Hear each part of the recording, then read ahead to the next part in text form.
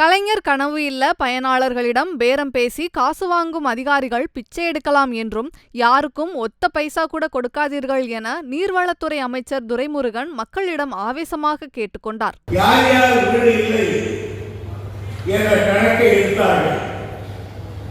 எடுத்ததில் உள்ளபடியே வீடு இல்லாதவர்கள் நம்முடைய தொகுதியில் கிட்டத்தட்ட ஒரு 1000 பேருக்கு வருகிறது.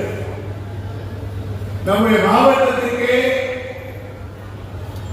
சுமார் 4000 வீடுகள் தான் கட்டுவதற்கு கலெக்டருக்கு அனுமதி கொடுத்தார்கள். அதில் 1000 வீடுகள் காட்பாடி தொகுதியில் கட்டப்படுகிறது.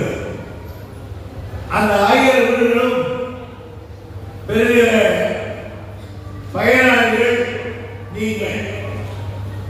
எனவே அந்த வீடுகளை எல்லாம் உங்களுக்கு நான் தரப்போகிறேன்.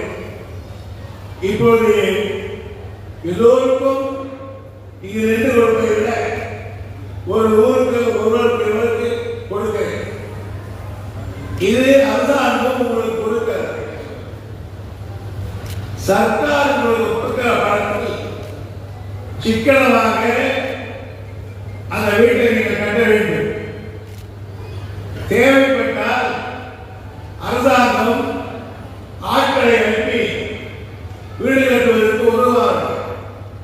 அதை நம்முடைய பெருந்தலைவர் பஞ்சாயத்து என்று சொன்னால் கலெக்டர் அவர்கள் நடவடிக்கை எடுத்தார்கள். எனவே இதற்காக யாருதான் முக்கியமாக சொன்னது வந்ததற்கு காரணம் பல ஊர்களில் செய்திகளை உள்ளது உள்ளபடி தெரிந்து கொள்ள ரெஃப்ளெக்ட் நியூஸை சப்ஸ்கிரைப் பண்ணுங்க.